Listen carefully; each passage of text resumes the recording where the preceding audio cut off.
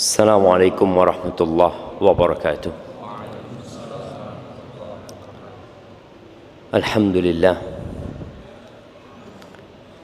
alladzi bi ni'matihi tatimmus shalihat.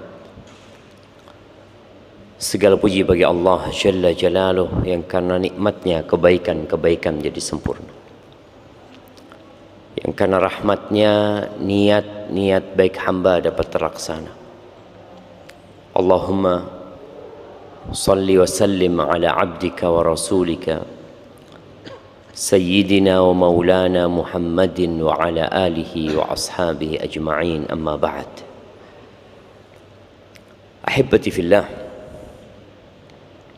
bicara finansial yang sejatinya kalau kita membaca jurnal-jurnal ilmiah, hasil penelitian banyak lembaga berkaitan dengan kesehatan mental yang menimpa banyak, atau penyakit mental yang banyak menimpa banyak manusia, sehingga mereka depresi, hidup dalam kecemasan dan kegelisahan. Ternyata salah satu faktor utamanya adalah finansial.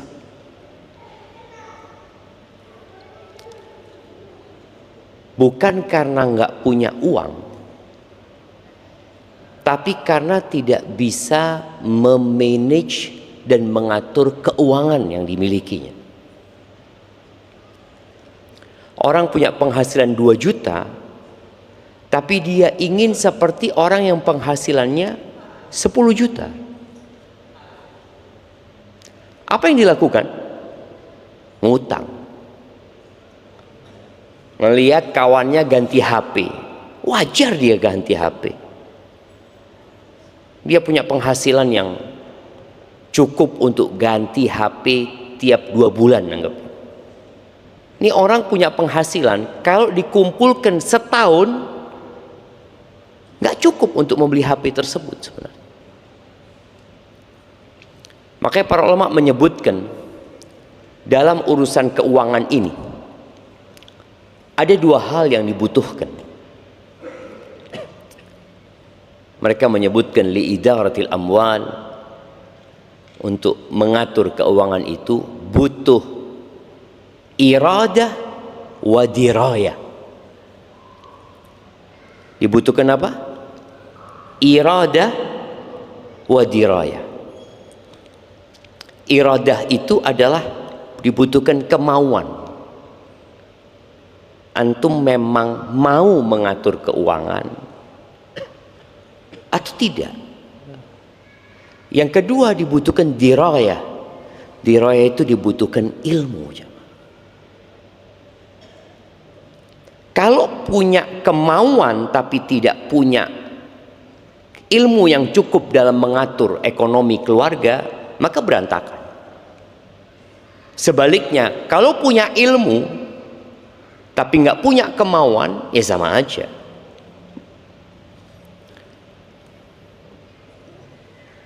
Itu 2 perkara yang perlu diperhatikan. Kemudian kalau kita lihat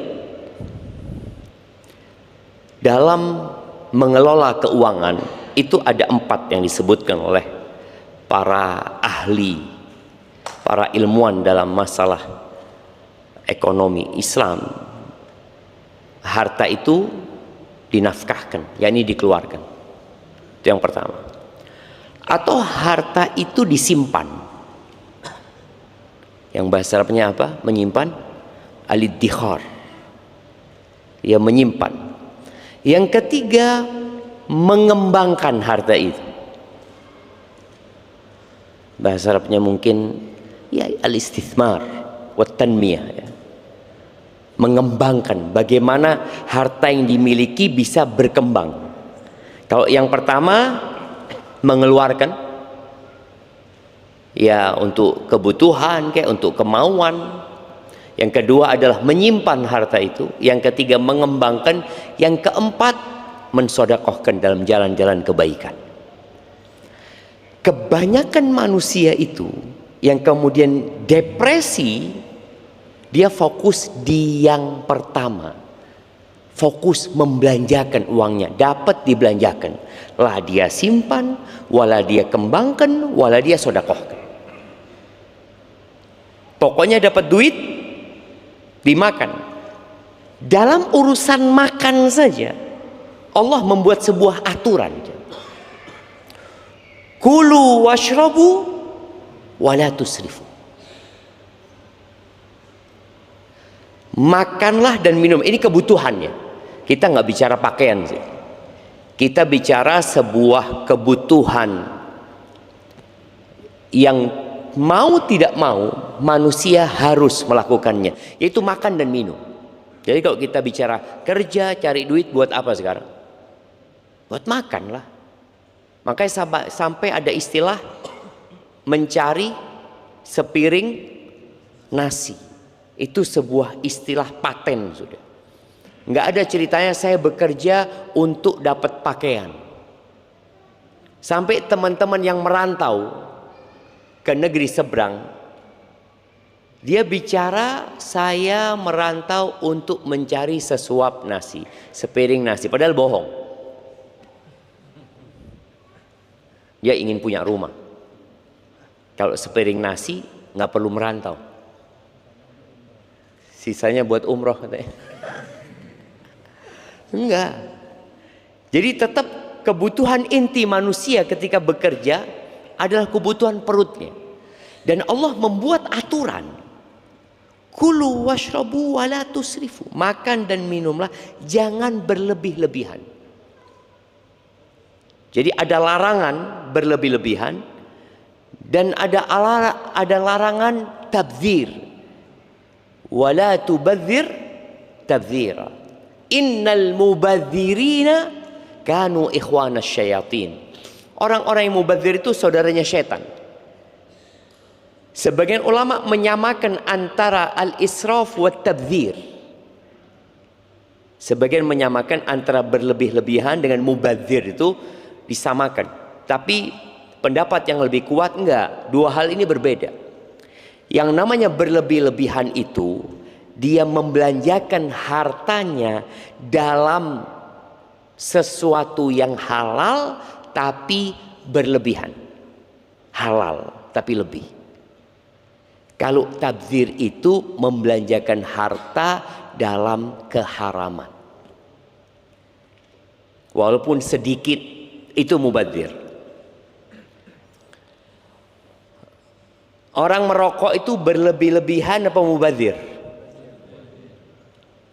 Nah, mubadzir ya. Ada sebagian orang yang berpikir, Ana dapat sebuah podcast ya, yang menjelaskan rokok itu termasuk penyumbang pendapatan negara terbesar gitu ya. Disebutkan seperti itu. Sebenarnya yang nyumbang itu bukan pabrik rokok. Siapa yang nyumbang? Ya perokok ini. Perokok ini yang nyumbang. Dan ternyata rokok itu penyumbang penyakit terbesar. Jadi seharusnya antum nyumbang negara tanpa harus sakit. Antum fadol, antum punya uang lebih, ana sumbangkan ke negara. Fadol. Tanpa menyumbang penyakit untuk negara ini. Maka tadi, apakah merokok ini termasuk mubadzir, di mana seorang mengeluarkan uangnya yang hanya akan kembali kepada dirinya sedikit manfaat plus mudarat yang banyak.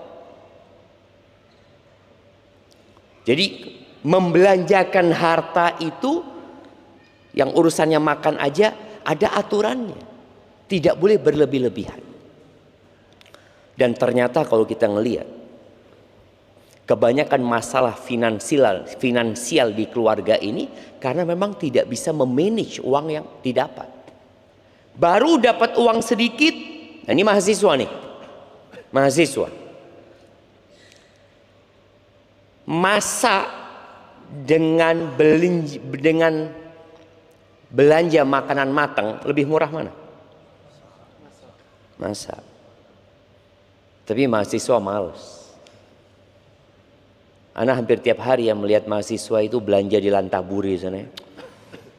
makanan ini, ada lagi. Nggak tahu bapak ibunya delosor cari uang, nggak tahu. Artinya ketika dia sejak mahasiswa sudah tidak bisa mengatur keuangan, maka tatkala dia berkeluarga, kebiasaan konsumtif itu akan berlanjut. Ada seorang konglomerat besar, ketika datang dia dengan mobil mewah. Dia ditanya, apa nasihatmu buat anak-anak muda? Kebanyakan anak muda ini kan ngelihat ke mobilnya, tidak melihat bagaimana perjuangan dia bisa sukses. Dia katakan, nasihat anak buat anak muda, jangan beli kopi di kafe. Nasihatnya, jangan. Terus engkau bikin di rumah. Engkau di rumah $1 jadi kopi. Di kafe $10. Apa alasanmu untuk mengeluarkan uang $9 sedangkan engkau nggak punya duit gitu loh. Kadang-kadang hanya untuk bergaya. Kenapa kafe menjamur bukan hanya di Jember? Kafe-kafe itu menjamur, jamaah. Karena kafe itu sedang berburu manusia-manusia konsumtif, yang akhirnya mereka sampai tua nggak kaya-kaya. Karena dia beli kopi berapa? Berapa sih kopi paling murah di kafe-kafe itu, jamaah? 20.000? Hah? 25 ya, 25. Kalau bikin sendiri di rumah, hah? 3.000 dapat, kurang zen Ustaz. Ini ketika dia bujangan, dia sudah nggak bisa mengontrol keuangan dia. Gajimu berapa sih? Tadi yang kita bicarakan ada 4 hal: membelanjakan, menyimpan, mengembangkan, atau mensedekahkan. Yang antum lakukan apa? Belanja terus. Kalau dilihat 40% dari yang mengajukan perceraian di beberapa kota, bahkan ada yang menyebutkan sampai 60%, itu rata-rata wanita yang mengajukan cerai disebabkan masalah ekonomi. Bukan nggak ada uang,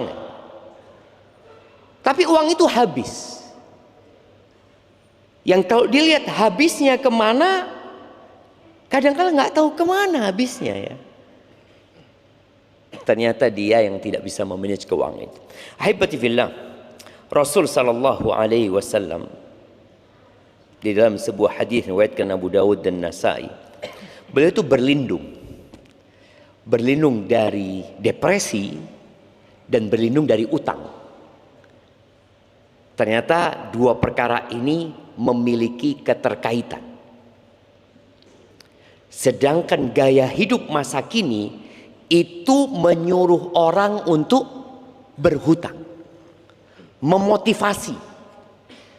Bahkan bagaimana orang itu kalau bisa rumahnya utang, mobilnya utang, HP-nya utang, apa lagi? Bajunya utang, makan pun bisa utang. Kan ada pay later kan? Orang bisa bayar nanti. Apa doa Nabi SAW? Allahumma inni a'udzubika minal hammi wal hazan.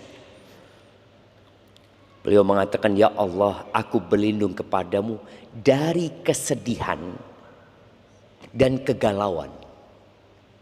Sedih itu untuk masa lalu, gelisah cemas itu untuk masa yang akan datang. Yang kedua, wa a'udzubika minal ajzi wal kasal. Aku berlindung kepadamu dari kelemahan dan kemalasan. Ajiz wa kasal. Ajiz itu tidak mampu, kasal itu tidak mau. Ajiz itu nggak mampu. Makanya pesan Nabi SAW, la ta'jaz, atau la ta'jiz. Engkau jangan lemah, jangan bicara, aku nggak bisa, aku nggak mampu. Ketika orang sudah mengatakan hal itu, ya udah nggak bisa dia. Sejak awal dia memang nggak mau berusaha. Oh, saya nggak bisa kayak gitu. Ada cerita seorang kawan di Surabaya apa di Malang dia. Dia punya sebuah platform digital berkaitan dengan hitung-hitungannya. Suatu hari dia nyuruh anak buahnya, tolong kamu kerjakan ini. Udah dikasih tahu kisi-kisi yang harus dikerjakan. Kata anak buahnya, maaf saya tidak bisa. Kata bosnya, kamu dipecat hari ini, keluar sudah. Saya nggak mau ada pekerja tidak bisa di kantor saya. Keluar sudah. Dipecat. Nabi SAW berpesan, la ta'jaz. Jangan engkau lemah, anda tidak bisa, saya jangan. Katakan saya akan berusaha. Atas coba kamu kerjakan nih, siap bos, saya usahakan. Setelah berusaha, berupaya, kemudian mendapati kendala, baru dia sampaikan, maaf bos, saya punya kendala di sini. Bisa kasih solusi? Muslim tuh kayak gitu tuh. Ihris ala ma yanfa'uka wasta'in billah wala ta'jaz. Berupayalah engkau untuk selalu menghasilkan apa yang bermanfaat buat dirimu. Tadi kita bicara, uang itu dikelola, dikembangkan. Apa saja yang kau bisa lakukan dengan uang itu? Dengan cara yang halal tentunya. Wasta'in billah, minta tolong sama Allah. Kalau kita bersandar kepada diri kita nggak mampu. Apa sih kemampuan kita? La haula wa la quwata illa billah. Nggak ada kemampuan kita, jemaah. Kita makhluk yang lemah. Wa khuliqal insanu dha'ifa. Tapi pesan Nabi, semangatlah, minta tolong sama Allah, jangan lemah. Ini pesan yang dalam sekali, jemaah. Maka Nabi berlindung dari kelemahan dan kemalasan. Kemudian wa a'udzubika minal jubni wal bukhl. Dan aku berlindung kepadamu dari sifat pengecut dan dari kebakilan. Maka tadi antum mulailah bersodakoh. Ini mahasiswa, mulailah bersodakoh. Jangan pernah berkata, anak ini mahasiswa Ustaz, anak ini pemasukan anak hanya dari orang tua. Dia lupa bahwa ada rizki dari arah yang tidak disangka-sangka. Yang ada dalam benak dia orang tua. Ainal iman?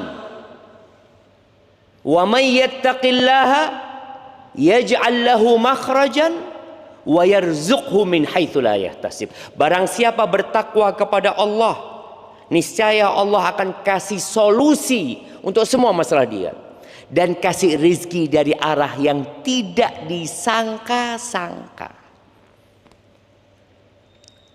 Jadi usahakan ketika antum dapat duit, sudah antum atur. Kalau tadi kita bicara ada 4 hal, membelanjakan, menyimpan, mengembangkan, atau mensodakohkan. Anak kayaknya yang kedua, ketiga nggak bisa Ustaz. Oke, berarti belanja sama sodakoh. Kalau sodakoh Ustaz, ya sayang Ustaz. La hibbati fillah. Setiap pagi, ya ini untuk semua yang punya masalah finansial ya, di keluarganya, yang permasalahan itu akan menyebabkan kegalauan, kecemasan, depresi, yang dari depresi itu akan menyebabkan hubungan antara suami istri jadi sering tersulut emosi, maka banyakin sedekah. Tiap pagi ada malaikat yang turun. 2, doanya apa? Allahumma a'ti munfiqan khalafan. Ya Allah, berikan kepada orang yang rajin berinfak ganti. Wa a'ti mumsikan talafan, berikan kepada orang yang bakhil kehancuran di hartanya. Ketika sebuah keluarga sulit ekonominya, tapi ternyata dia sibuk belanja, konsumtif dia. Belanja terus. Sodakoh enggak. Dia mengatakan belum bisa sodakoh. Engkau bisa seharusnya yang kau makan hari ini kau sodakohkan. Terus anak gimana? Puasa. Kita kadang-kala mencari solusi itu hanya dengan bekerja.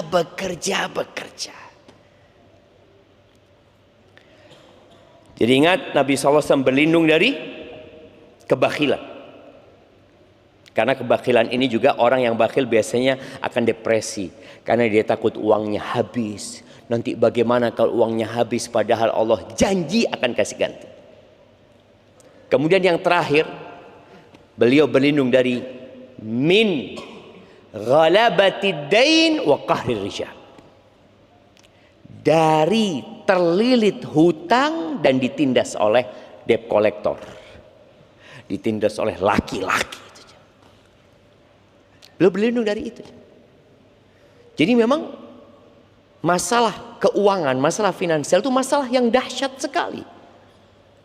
Ada orang yang bunuh diri gara-gara masalah uang. Ada orang yang membunuh gara-gara uang. Ada orang-orang yang dibunuh gara-gara finansial. Dan ada orang-orang yang bercerai dan itu banyak karena masalah finansial. Jadi berlindunglah dari hutang. Kemudian kalau disebutkan kenapa masalah finansial menjadi pemicu utama dari perceraian, karena adanya suami-suami yang mengecewakan. Suami-suami yang mengecewakan. Ada satu janda anak 3 ditanya, kenapa engkau cerai? Suamiku udah gajinya sedikit dipakai main judi online. Habis. Ketika habis yang ada marah-marah sama istrinya. Oh tenang, pinjol. Bayangin. Dan memang tadi ada usaha masif bagaimana orang pinjem uang. Karena ada orang yang punya uang nggak mau rugi. Apa yang dia lakukan? Bagaimana uang itu berbunga. Maka tadi ada suami-suami yang mengecewakan istrinya. Pinjol. Atau ketika dia dapat duit, dia makan di warung. Ya kan halal Ustaz. Loh ya memang halal kau makan di warung. Tapi kalau engkau makan di warung 25.000, di rumah cuma 7.000. Tadi kita bicarakan adanya kemampuan, adanya kemauan dan ilmu yang dia miliki. Ada orang yang nggak mau sukses. Dia hanya bisa tadi makan. Duit dihabiskan, nggak pernah berkembang duit dia. Yang ada habis saja. Maka tadi suami-suami yang mengecewakan istrinya menyebabkan tadi keributan dalam rumah yang akhirnya terjadi gugat cerai. Kemudian perbedaan gaya hidup. Jadi ini juga masalah. Ada orang, anaknya orang kaya, kemudian nikah dengan orang miskin. Seharusnya kan anak orang kaya ini menyesuaikan. Atau yang miskin menyesuaikan dengan yang kaya? Hah? Kalau yang miskin menyesuaikan dengan yang kaya, dia nggak mampu. Yang ada tadi, dia akan terlilit hutang. Dan terakhir ditinggal juga sama istri. Maka antum yang menikah dengan anak orang kaya, antum harus fair. Antum jelaskan kepada mereka ketika antum melamar mau seperti itu, katakan mobil ini sewa. Antum katakan. Berani antum ngomong itu, sewa.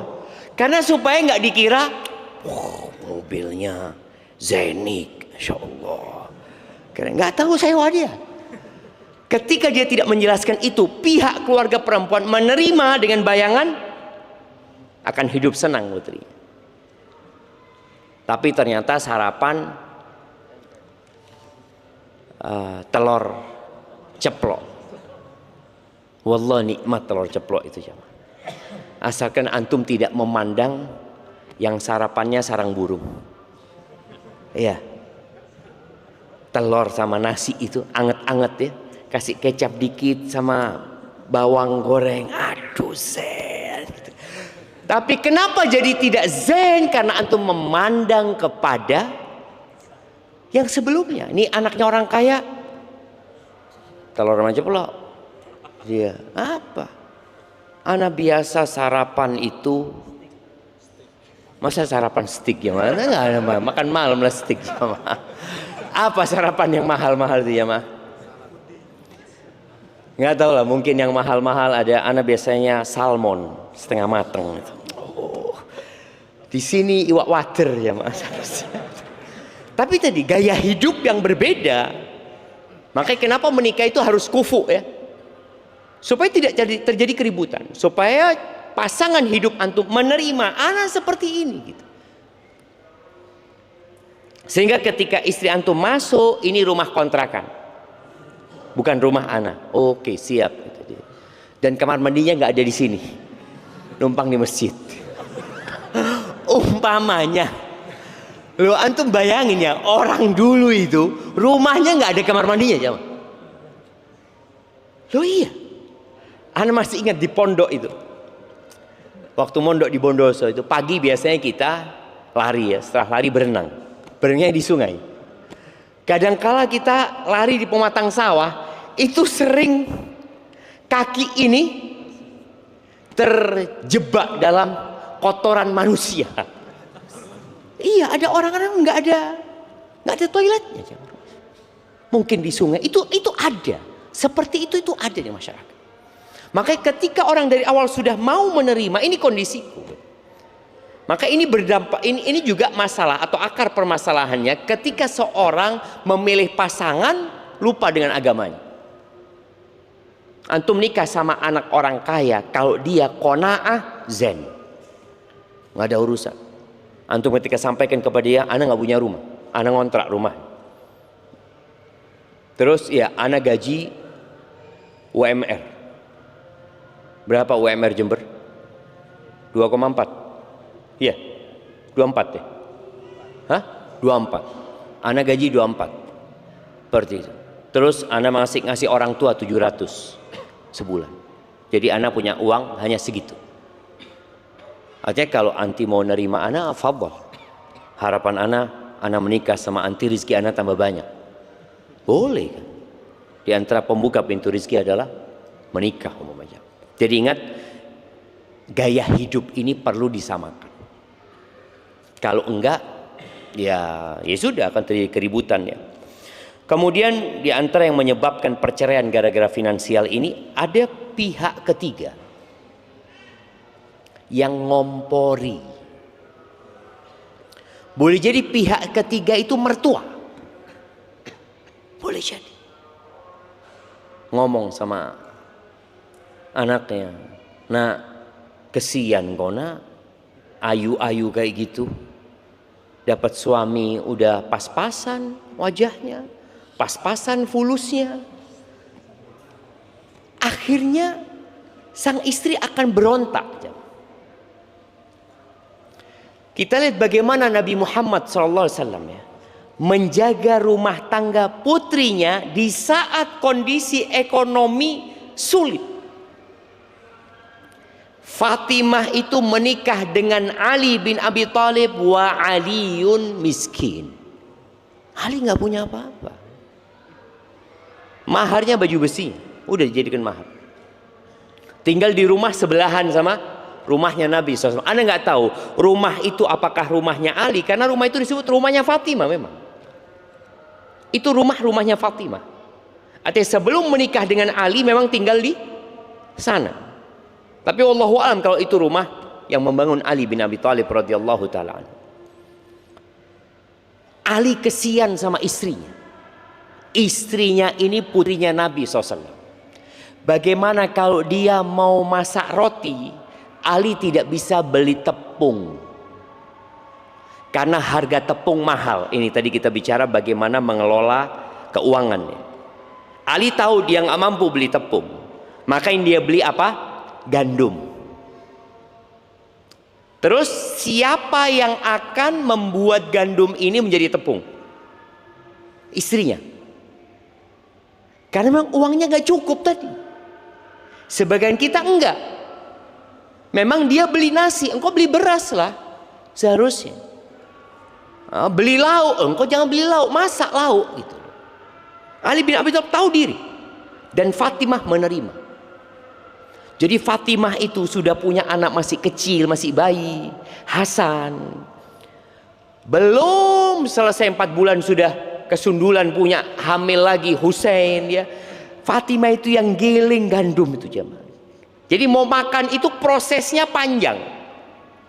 Kalau sekarang kan kita dengan punya uang kita bisa langsung beli. Ini prosesnya panjang, enggak? Dia enggak beli. Maka prosesnya dia beli gandum, kemudian digiling ya sampai menjadi tepung. Setelah menjadi tepung dijadikan adonan. Ngadon itu juga jemaah tangannya harus kerja jemaah. Dan Fatimah nggak punya pembantu. Sampai kasar tangannya Fatimah. Ali bin Abi Thalib tahu dia nggak mampu. Maka Ali bagaimana menurunkan dirinya. Sebagai suami dia tahu putrinya adalah istrinya adalah putrinya Nabi SAW. Maka Ali berkata kepada Fatimah, kalau engkau ngomong sama ayahmu, mungkin ada pembantu-pembantu, ada budak-budak yang bisa dijadikan pembantumu di rumah. Kata Fatimah, betul juga. Ingat, ini bukan intervensi dari pihak ketiga ya. Ini dalam rumah tangga itu sedang mencari solusi. Ali menawarkan solusi karena dia nggak punya duit. Gimana engkau minta bantuan dari ini, minta bantuan dari mertua? Kan memang ada mertua-mertua yang fulus jemaah ya. Akhirnya datang Fatimah. Karena yang diusulkan sama Ali, ini Ali yang mengusulkan gitu loh. Bukan Fatimah yang nuntut juga. Maka Fatimah rasa nggak ada masalah gitu loh. Suamiku kok yang mengusulkan. Maka berangkat menjumpai Nabi SAW dan tidak ketemu dengan Nabi SAW. Akhirnya ngomong sama Aisyah radhiyallahu taala anha. Setelah itu pulang. Ketika Nabi SAW pulang di malam hari ke rumahnya Aisyah, Aisyah radhiyallahu anha bercerita bahwa tadi putrimu datang ke sini. Dia menyampaikan dia punya hajat. Ya terserah engkau kata dia. Akhirnya Nabi SAW nggak jadi istirahat. Setelah beliau ke rumahnya Fatimah yang tadi temboknya nempel sebenarnya sama tembok rumahnya Aisyah radhiyallahu anha. Muter balik ke rumahnya Fatimah. Ketika Nabi SAW izin minta masuk, diperbolehkan masuk, Fatimah Sa'ali sudah istirahat, udah tiduran, mau bangun. Kata Nabi SAW, ala rislikuma, kalian tetap seperti ini, tiduran.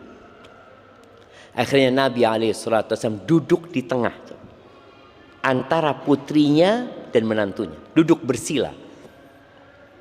Kata Ali bin Abi Thalib, hatta wajadtu barda qadamihi ala sadri. Aku merasakan dingin telapak kakinya Nabi SAW itu di dadaku. Karena pakaiannya dulu kan selendang ya, yang kadang-kala dadanya terbuka. Jadi kena dadanya Ali bin Abi Thalib. Apa yang dilakukan Nabi SAW? Memberikan solusi dengan memberikan pembantu? Enggak. Memberikan solusi dengan memperbaiki keimanan. Ala adullukuma bi khairin mimma sa'altuma. Kalian mau nggak aku kasih tahu sesuatu yang lebih baik daripada permintaan kalian berdua? Apa? Baca subhanallah 33 kali ketika mau tidur, baca aja. Subhanallah 33 kali, alhamdulillah 33 kali, Allahu akbar 34 kali. Subhanallah. Itu lebih baik dari pembantu. Ini solusi untuk keluarga-keluarga yang punya masalah finansial. Maka tatkala ada orang mengeluhkan masalah finansial ya ini itu, antum kasih amalan ini, coba antum amalkan ini, suami istri. Sebelum tidur antum zikir. Subhanallah, subhanallah, subhanallah, subhanallah, subhanallah, subhanallah. Ali bin Abi Thalib sejak dapat wasiat itu tidak pernah meninggalkan zikir itu. Bahkan ketika Ali ditanya pada malam perang Siffin, engkau baca itu? Aku baca. Baik, kita dengarkan azan jemaah. Barakallahu fikum.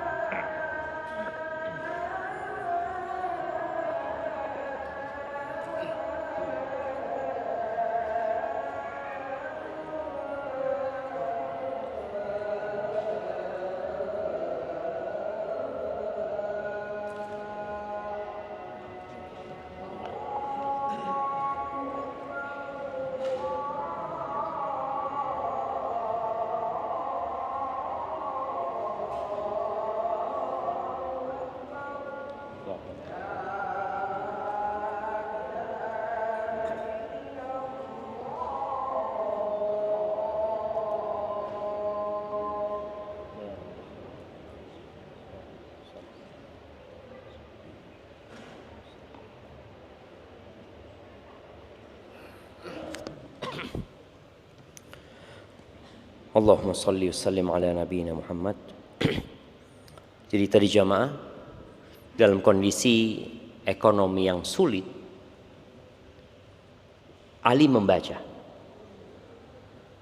Dan bacaan itu dibaca oleh Ali dalam semua kondisi akhir. Bukan hanya ketika ekonominya sulit. Artinya antum kalau lagi kaya raya, anda nggak perlu baca doa. Enggak. Maka ini dianjurkan untuk dibaca selalu. Kemudian ahibati fillah, para istri dianjurkan untuk qanaah, dan suami juga memberikan contoh. Istri diminta qanaah, kalau suaminya tidak memberikan contoh, sama juga bohong. Maka sekali-kali bawa istri antum ke tempat orang-orang yang sulit hidupnya. Kadangkala banyak istri merasa dia paling sulit hidupnya, sehingga tadi dia menuntut untuk bercerai, karena menurut dia adalah orang yang paling susah hidupnya. Enggak, dia masalahnya melihat ke atas, melihat kawannya ganti motor, melihat kawannya punya mobil, melihat kawannya beli handphone baru, sehingga dia merasa, ya Allah, sulit hidupku. Enggak, ajak ke orang-orang yang rumahnya seperti kandang ayam. Ada aja. Ajak ke rumah orang-orang yang masih tanah lantainya, dan di kamar itu semuanya, dapurnya di situ, kasurnya di situ, sudah tua renta juga dia, supaya dia bisa mensyukuri nikmat yang Allah berikan. Tapi kalau kumpulannya orang kaya dan kerjanya buka marketplace, walaupun nggak beli, ya nggak akan qanaah. Bener loh jemaah, sulit orang akan qanaah. Kemudian perlu musyawarah suami istri ini. Jadi sebagaimana tadi Ali bermusyawarah dengan Fatimah karena ada masalah ekonomi, ya perlu disampaikan. Sang istri memberikan dukungan ketika suaminya mengatakan, "Dek, aku di PHK." Kira-kira apa yang akan dilakukan istri? Di PHK mas ya? Kayaknya aku mau gugat cerai mas. Loh, baru di PHK, ini istri mau gugat cerai. Maka istri yang soleha mengatakan, dia udah takdirnya Allah mas, kita punya Allah yang ngasih rezeki kita, bukan tempat kerjanya mas. Dikuatkan hati suami. Jangan kemudian suami ini bohong. Dia padahal di PHK ya, akhirnya dia utang sana utang sini. Sang istri berpikiran suaminya tetap kerja. Enggak, engkau terus terang, karena masalah ini ada pengurangan ini, ya terserah engkau. Kalau engkau masih mau mendampingi aku, dan itu harapanku gitu loh, insyaallah Allah kasih rezeki. Ahibati fillah, kemudian pentingnya suami istri ini mengatur skala prioritas ya. Ada kemauan, ada kebutuhan. Mahasiswa nih butuh baju berapa sih? Antum butuh baju berapa? 5. Kebanyakan lah. Butuh baju berapa sih? Orang itu 2. Kalau bicara kebutuhan 2. Apalagi STDI ada seragam wajib? Nggak ada. Antum kalau pakai baju warna hitam sama coklat terus aman, gak ada masalah. 2, 1 untuk dipakai, 1 untuk ganti. Ini kalau bicara kebutuhan. Tapi kalau kemauan nggak ada batasan. Apalagi perempuan, kebanyakan baju itu dibuat untuk siapa? Laki-laki apa perempuan? Perempuan, laki-laki juga sama. Kita lihat di masjid ini, hampir tidak ada yang sama bajunya. Antum lihat sebelah, oh api ya bajunya, belum punya. Lihat ini, bagus ya. Anak belum punya yang lorek-lorek itu mama. Gak ada selesainya. Jadi perempuan itu kalau punya abaya pagi ya, perempuan pakai abaya warna hijau, kepingin warna coklat, udah punya coklat, kepingin warna hitam sudah ada 7 lembar ya. ingin warna putih, putih sudah ada. Ingin yang ada kembangnya, yang kembang sudah ada. Ingin yang tul-tul kayak macan gitu, beli yang tul-tul. Nggak ada selesainya jemaah. Tas, wanita itu butuh tas berapa mak-mak? Kebutuhannya berapa tas? 2 lah, sian dia. Jangan 2 lah. 1 untuk belanja, 1 buat kondangan, ya kan? 1 buat belanja ke pasar, yang buat naruh ikan asin, ikan apa, butuhlah dia jemaah. 1 tas buat gaya. Itu kalau bicara kebutuhan 2 cukup. Tapi coba lihat, kadang-kala tasnya 6, 7, 12. Apa kegunaannya? Maka tadi skala prioritas. Kemudian berkaitan dengan anak, hendaklah jangan meniru anaknya tetangga. Jangan meniru anaknya tetangga. Anaknya tetangga baru beli sandal, mereknya Adidas. Nggak harus engkau beli Adidas juga, belikan Adibas. Ya artinya sesuai dengan kemampuan gitu loh. Jangan maksa aja.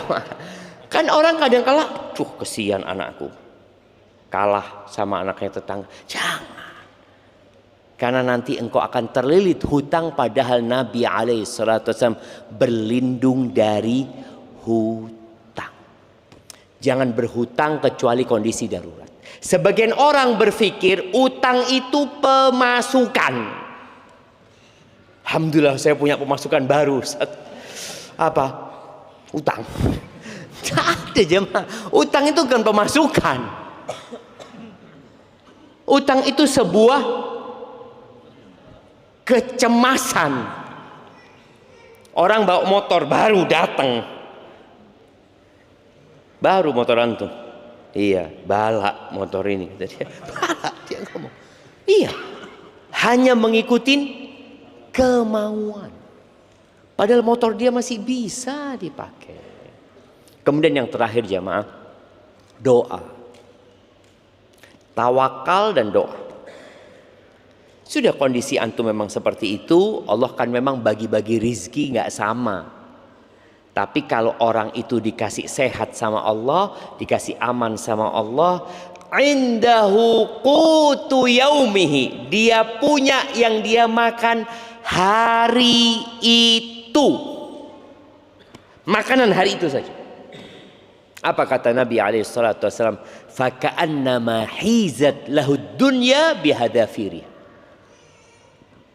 Seakan-akan dunia dan isinya diantarkan ke rumah dia. Asalkan dia beriman tadi. Maka banyak-banyak berdoa. Serahkan semua kepada Allah SWT. Jangan berlebih-lebihan, jangan mubadzir, jangan utang kecuali memang kebutuhan mendesak. Dan ketika berhutang niatkan untuk membayar. Kemudian setelah itu jangan melihat ke atas, lihatlah kepada yang di bawah.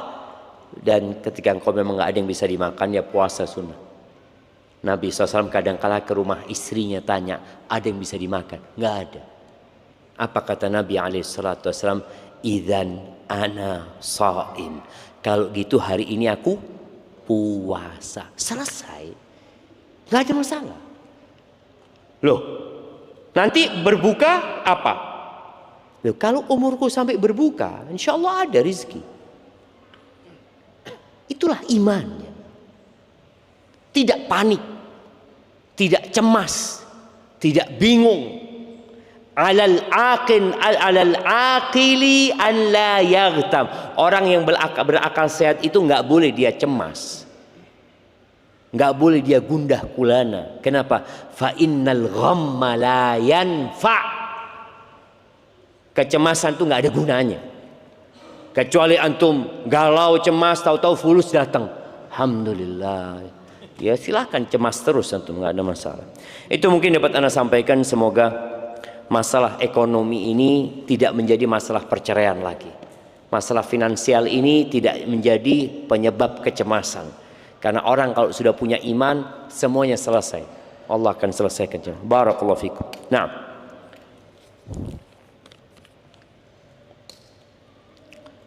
Bismillah Ustaz, apa hukumnya seorang muslim bercita-cita jadi orang kaya?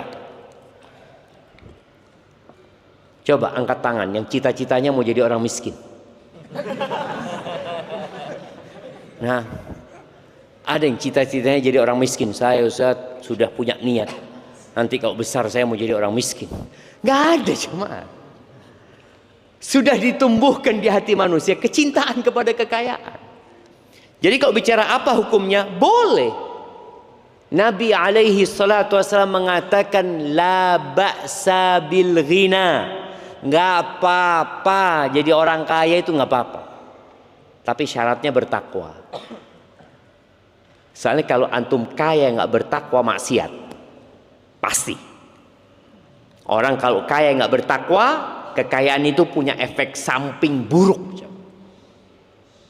Orang akan berpikir dengan hartanya bisa menyalurkan syahwat dia. Maka nggak apa-apa kekayaan itu asalkan bertakwa. Walakinna sihhata khairun minal ghina liman ittaqa. Tapi kata Nabi SAW, kesehatan itu lebih baik daripada kekayaan. Jadi kalau mau cita-cita itu, cita-citalah jadi orang sehat yang bertakwa dan kaya. Apa gunanya antum kaya tapi tidak sehat? Saya ini Zat, pada waktu sehat tidak sukses. Ketika sukses sakit-sakitan. Kalau dikasih pilihan antum, punya kekayaan 1 triliun tapi stroke, dengan tidak punya apa-apa tapi sehat. Yang ketiga, saya nggak ada jemaah. Kita itu maunya kita, tapi takdirnya Allah nggak kayak gitu. Makanya kadang-kadang kita ngelihat ya tukang becak sehat ya tukang becak. Yang naik Mercy sudah pakai tongkat. Yang tukang becak sehat. Mau nggak tukang Mercy itu ditukar sama kesehatannya tukang becak ini? Mau nggak jam? Mau jam. Mau. Makanya tadi yang cita-citanya kekayaan, banyak manusia itu menggunakan kesehatannya untuk mencari harta, tapi pada akhirnya dia menggunakan hartanya untuk mencari sehat.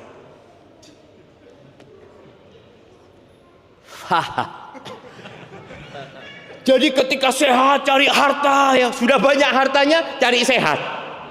Ke dokter sana, dokter sini, makanan ini nggak boleh, ini kolesterol ini, ya Allah, buat apa nak cari fulus banyak ini kalau ternyata nggak boleh semua aja mah.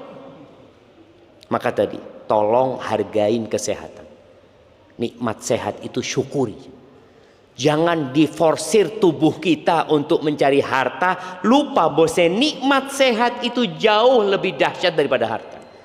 Kalau antum dapat uang, alhamdulillah ya Allah, alhamdulillah. Kalau sehat, biasa aja. Yang tiap hari sehat lah. Jadi itu aja. Jadi kenikmatan itu tidak akan dirasakan kecuali kalau hilang. Kalau sudah sakit, baru antum rasakan. Barakallahu fikum.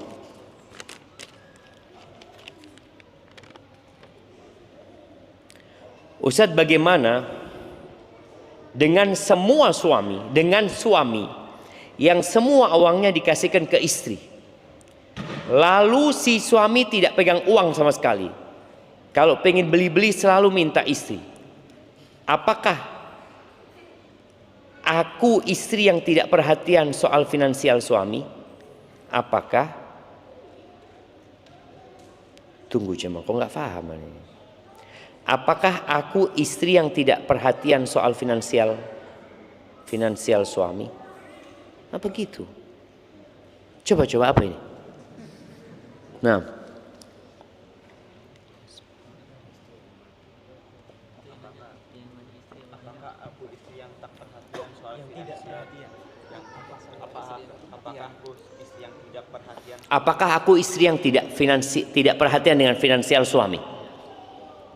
Iya, jadi memang ada suami-suami yang tidak bisa pegang duit. Nggak apa-apa dia serahkan kepada istri. Tapi para istri harus tahu bahwa itu bukan sebuah kelaziman.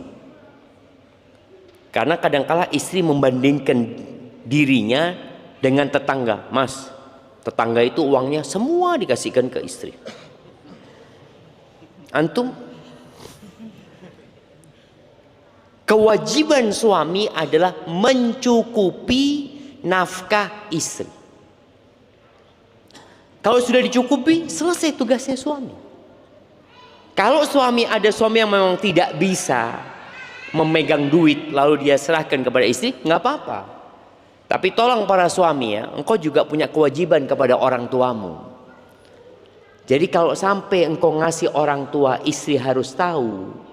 Alhamdulillah kalau istrimu nerima. Tapi kalau istrimu nggak nerima, dia ngomong ibu lagi. Padahal seharusnya kasih ibumu tanpa istri tahu. Kasih ibumu tanpa istri tahu. Ada seorang istri yang na'udzubillah ya, suaminya ini beli sesuatu jam, barang yang disukai suaminya, nggak ngomong sama istri, itu sama istrinya mau dibunuh suaminya. Diambilkan gunting jam. Kenapa engkau beli tanpa musyawarah sama aku?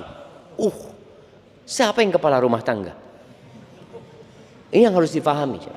Memang ada wanita-wanita tadi yang terpengaruh, terpapar feminisme ya, yang kemudian dia merasa dia sama suaminya. Enggak, pemimpin itu tetap suami. Kalau suamimu tidak memberikan hakmu, kemudian dia foya-foya, lain lagi ceritanya. Engkau boleh menuntut yang seperti itu. Jadi tadi kalau memang sang suami menitipkan uangnya, nggak apa-apa kalau itu kemauan suami. Tapi tolong jangan sampai kemudian lupa dengan kewajiban-kewajiban dia kepada orang tua, kepada orang lain. Mungkin adiknya ada yang butuh bantuan ya. Barakallahu fikum. Saya mau bertanya tentang mahasiswa yang berperilaku konsumtif. Saya memiliki teman di dalam seminggu bisa habis jajan dan lain-lain hingga 500.000. Dia masih meminta uang dari orang tuanya. Pertanyaan saya, apa hukumnya saat dia berperilaku konsumtif? Namun bisa bertanggung jawab mencari uang kembali saat uang yang diberi orang tuanya telah habis. Dia mampu mencari uang kembali. Mencari uang kembali apa minta sama orang tuanya? Pinjam. Taibah. Jadi kalau bicara konsumtif tadi udah dibicarakan. Aturannya kulu washrabu wala tusrifu. Makan dan minumlah jangan berlebih-lebihan. Ingat, berlebih-lebihan itu tergantung pemasukan. Jadi nggak sama. Anak ingat seorang yang berbuka sama kita di Masjid Nabawi, tahu-tahu keluar dari masjid jamnya hilang. Ramadan. Anak masih mahasiswa waktu itu. Kita tanya, harga berapa jamnya? Enggak lah, murah lah Ustaz, kata dia. Berapa bang? 200 juta aja. Murah dia ngomong. Dia punya pelabuhan di Balikpapan, Kalimantan situ. Sehari penghasilannya 500 juta. Berarti 200 juta? Nggak sampai setengah hari. Ya. Apakah dikatakan dia berlebih-lebihan? Enggak. Loh, dia memang penghasilannya banyak. Jadi berlebih-lebihan itu tergantung dengan penghasilannya antum. Umpamanya tadi ada orang kaya beli mobil Mercy umpamanya, wajar lah. Dia punya uang ya. Ada orang nggak punya tapi maksa. Akhirnya dia hutang sana hutang sini. Ini berlebih-lebihan akhirnya. Bicara umroh sekarang ini banyak menawarkan umroh dengan hutang. Boleh aja. Tapi ingat dengan sabda Nabi SAW. La tukhifu anfusakum ba'da amniha. Jangan kalian meneror diri kalian sendiri setelah Allah kasih keamanan kepada kalian. Para sahabat bertanya, kaifa ya Rasulullah? Gimana kita meneror diri kita sendiri? Bidain. Dengan utang. Walaupun buat umroh, walaupun buat haji, utang tetap utang. Tapi sekarang travel ini namanya travel itu cari fulus ya Maya. Ya fadol. Cuma kita yang harus jadi Orang yang tadi yang cerdas. Ketika engkau nggak mampu, jangan. Engkau nggak wajib gitu coba. Nggak wajib. Maka tadi kalau dia dikatakan dia konsumtif tadi, apakah dia termasuk berlebih-lebihan? Boleh jadi. Maka jangan. Ada anak-anak yang akalnya nggak jangkep ya. Maka Allah Azza wa Jalla mengatakan wala tu'tus sufaha amwalakum allati ja'alallahu lakum qiyaman. Harta itu tonggak kehidupan. Kalian jangan berikan kepada anak-anak yang bodoh tadi, yang nggak tahu bahwasanya nyari uang ini gampang apa sulit ya, Mak? Nah, cari uang, dia kan berkata kan, cari uang lagi. Iya, tapi cari uang lagi ruwet gitu. Maka dia akhirnya masuk berlebih-lebihan, walaupun dia halal tapi berlebih-lebihan nantinya gitu. Seperti itu. Apakah hukumnya tentang anak yang tidak mematuhi perkataan orang tuanya karena kesihan? Contoh, orang tua lebih mengasihi uang saku dan menyuruh untuk tidak menabung dan berhemat. Namun anaknya tidak menuruti karena tidak ingin berperilaku konsumtif dan belajar untuk menahan nafsu sesaat. Apakah dosa jika begitu? Enggak dosa. Orang tuanya itu takut ya. Yang dikhawatirkan orang tua itu, antum ngirit akhirnya nggak makan. Sampai kurus pulang itu. Ya itu yang dikhawatirkan orang tua sebenarnya. Jadi itu insya Allah orang tua ingin antum makan sehat ya. Antum tinggal tadi, anak makan sehat tapi anak masak. Orang tua ngomong, nggak usah masak nak, fokus belajar, nggak usah mikir, beli saja. Kalau memang dia fokus belajar nggak apa-apa. Ini enggak, sore main bola, malam nongkrong. Berarti dia nggak fokus belajar. Lebih baik kau masak daripada kemudian engkau beli di luar tapi engkau nggak fokus belajar. Ustadz, mohon nasihatnya untuk seorang ibu yang berjuang mendampingi pendidikan anak-anaknya dikarenakan suami lebih sibuk di luar. Terkadang terasa sedih. Namun jika tidak ada yang mengalah mendampingi anak-anak, maka kasihan waktu emas untuk pendidikan tidak maksimal. Adakah kisah ulama salaf yang mendidik 100% ibunya karena anak kami laki-laki sehingga harus sering dipantau saat di luar rumah, usianya yang masih kecil SD sehingga harus sering diantar untuk ke masjid dan belajar di masjid karena jika belajar di rumah anaknya kurang semangat. Mohon nasihatnya agar istiqomah Ustaz. Barakallahu fikum. Iya, ini contoh istri yang soleh aja. Dia tidak menyalahkan suami, tapi dia berusaha untuk mencari solusi untuk permasalahannya. Ada wanita-wanita yang hidupnya dihabiskan untuk mengeluh. Mengeluh, suamiku kayak gini, ini bapaknya anak-anak ini, itu, ini jarang pulang bapaknya merantau. Mengeluh. Apakah mengeluh menyelesaikan masalah? Enggak, hanya akan menjadi beban baru buat dia. Si ibu ini enggak. Ya sudah. Ketika suaminya tidak bisa maksimal, dia maksimalkan. Dan kalau kepingin tahu, ini kan kepingin cerita dari salafus saleh, ketahuilah ya. Sahabat-sahabat Nabi itu kadangkala mereka kalau perang sampai 6 bulan ya. Sang anak nggak ketemu sama bapak, walau ngelihat bapaknya. Seperti yang kemarin kita ceritakan, Umar bin Khattab awalnya lebih dari 6 bulan. Setelah itu setiap 6 bulan suruh, 4 atau 6 bulan suruh balik. Ini menunjukkan bahwa anak-anak itu jarang ketemu sama bapaknya. Tapi ketika sang ibu dipersiapkan, ya anak-anak akan jadi anak-anak yang soleh. Imam Syafi'i mati bapaknya ketika beliau masih bayi. Imam Bukhari sama, nggak ada bapaknya, dididik sama emaknya. Sufyan Ats-Tsauri emaknya juga. Antum kalau ngelihat bagaimana peran ibu, karena ibu itu madrasah. Apa gunanya bapak ada di rumah? Apa gunanya? Kalau di rumah cuma pegang HP bapak. Lebih baik bapak silahkan kerja cari fulus yang banyak daripada ada di rumah cuma main HP. Iya. Maka tadi seorang ibu yang soleha, engkau nggak sendirian. Tapi masalahnya banyak wanita suka membandingkan. Ya Allah, enaknya ya suaminya tetangga ini tiap hari ada di rumah, gitu kan? Ternyata dia di PHK ya, tiap hari ada di rumah, nggak tahu dia. Dia cuma ngeliat, masya Allah nggak kemana-mana dari pagi sampai sore. Cuma orang kan nggak tahu gitu loh jemaah. Ingat dengan kisah seorang orang kaya raya, yang namanya orang kaya itu sibuk kadang-kadang macam rapat ini, meeting lagi itu, kadang-kadang ketemu sama keluarga sebentar, liburan.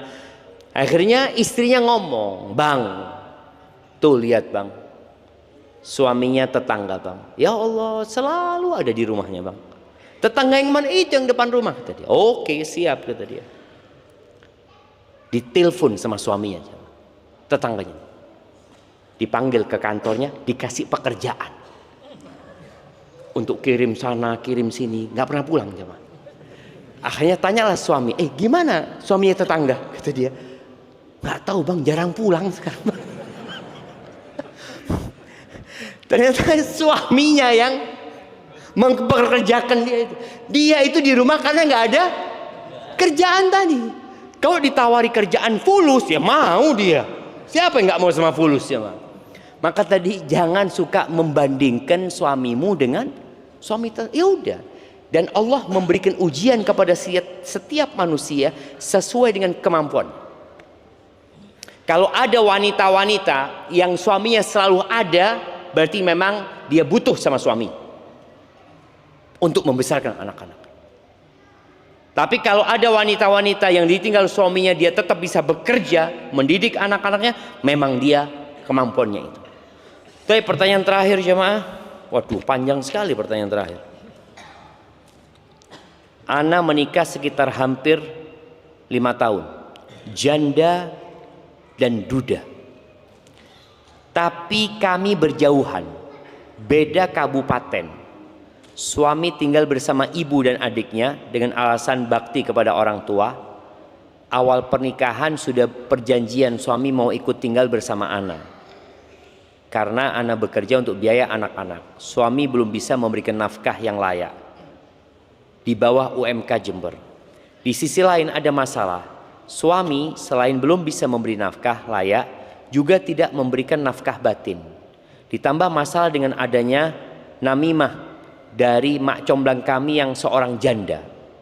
Si janda mengadu domba Ana dengan suami, sehingga suami kurang peduli kepada Ana, baik nafkah lahir maupun batin. Bagaimana menyikapi hal ini Ustaz? Jazakallahu khairan. Barakallahu fikum. Bagaimana jemaah? Ya Allah ya Rabbi, itu masalah orang macam-macam jemaah. Iya.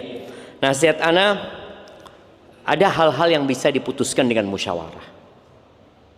Dan terkadang kalau butuh mediasi, ya mediasi. Masalahnya apa? Kalau tadi dikatakan memang suamimu punya masalah, nggak bisa ngasih nafkah. Secara finansial dia nggak mampu. Tapi kalau engkau mau bantu, tadi ada negosiasi, udahlah engkau ikut aku, kan janjinya. Dan ingat ya, para laki-laki ini, tidak ada perjanjian yang lebih harus dipenuhi daripada perjanjian yang berkaitan dengan pernikahan. Kalau di awal sudah melakukan perjanjian sebelum pernikahan, sang suami ikut sama istrinya, maka harus ikut. Kalau tidak, sang istri punya hak untuk membatalkan pernikahan ketika perjanjian itu tidak dipenuhi. Tapi ana rasa masalahnya masih bisa diselesaikan tadi. Mungkin nanti perlu duduk sama suami, kalau butuh orang lain, datangkan orang lain yang bijak ya. Sekarang masalahnya apa sih? Kalau tadi dikatakan berjauhan, kalau memang tetap sang suami mau sama orang tuanya, ya terserah anti. Kalau anti menerima, ahlan wa sahlan. Tapi mungkin meminta suami untuk datang setiap berapa waktu sekali ya, adalah hal-hal yang bisa dimusyawarahkan. Jangan kemudian harus berpikir berpisah sama suami ya. Barakallahu fiik, itu yang dapat ana sampaikan, kurang lebihnya mohon maaf. Subhanakallahumma wa bihamdika asyhadu an la ilaha illa anta astaghfiruka wa atubu ilaik. Wassalamualaikum warahmatullahi wabarakatuh.